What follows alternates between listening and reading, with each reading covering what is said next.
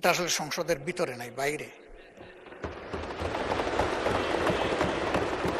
সংকটটা আমাদের সংসদের বাইরে, এবং সংকট আছে বলে খোদ হাইকোর্টের মতো ভেরি সেন্সিবল জায়গায় 2 দিন এখন এই জ্বালানি সাশ্রয়ের উদ্দেশ্যে কোর্ট হবে ভার্চুয়ালি।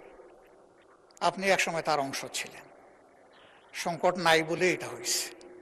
আমি জাস্ট একটা উদাহরণ। উনি অনেক কথা বলেছেন, আমি এগুলা রিপ্লাই দিতে যাব না। এই সংকটটা এই সরকারের সৃষ্টি না, এটা একটা গ্লোবাল ম্যাটার, একটা ওয়ার সিচুয়েশন চলতেছে। আমরা এগুলা বুঝি, কথা বারবার আমরা বলতেছি। আমরা চাই সবাই মিলে এখানে কন্ট্রিবিউট করতে, প্রেশারটা ডিফিউজ করতে, সিচুয়েশনটাকে ইজি করতে। তাহলে সব দায়িত্বই যদি একা একাভাবে সরকারি দল পালন করে, আমরা কোনো সুযোগ পাবো না। মাননীয় স্পিকার, আমরা তো এই দেশের নাগরিক। জনপ্রতিনিধি বাদ দিলাম, নাগরিক হিসাবেও তো আমাদের কিছু দায় আছে। আমরা ওই পজিটিভ অ্যাটিটিউডের জায়গা থেকেই এই আলোচনাটা দরকার বলে মনে করি। আমি ধন্যবাদ জানাই মাননীয় স্বরাষ্ট্রমন্ত্রীকে।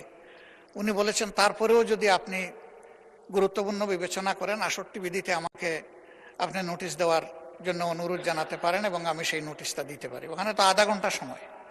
তো আধা ঘন্টা সময়ের ভিতরে সরকারি দল বলবে কতটুকু, আমি বলবো কতটুকু, আমরা বলবো কতটুকু। এই বিষয়টা এইরকম একটা জ্বলন্ত, ঠিক আছে 1 ঘন্টা হইতে পারে, এর মতো একটা বার্নিং ইস্যু যদি আমাদের এই আলোচনার গুরুত্বপূর্ণ বিষয় না হয়ে থাকে, তাহলে কোনটা হবে আমি ঠিক জানি না।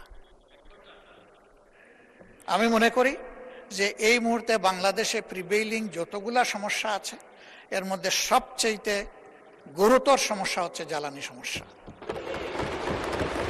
এবং এইটার সাথে সম্পৃক্ত অনেক কিছু, অনেক জিনিস। সেই গোটা অর্থনীতির চাকায় পাওয়ারের উপর নির্ভর করে। পাওয়ার জেনারেট করবে এই জ্বালানি দিয়ে। পাওয়ারের র মেটেরিয়ালস হচ্ছে জ্বালানি, গ্যাস হোক, তরল হোক, যাই হোক। আমরা এই বিষয়ে কন্ট্রিবিউশন রাখতে চাই, আমাদেরকে সুযোগ দেওয়া হোক। আমি আবার অনুরোধ করব, এটাকে আজকে আপনি ডিসপোজ অফ না করে, আমার বিশেষ অনুরোধ, সংসদ নেতার প্রেজেন্সেই বিষয়টা আলোচনার জন্য আপনি 3 দিন সময়ের মধ্যে ফিক্স আপ করতে পারেন। ধন্যবাদ আপনাকে।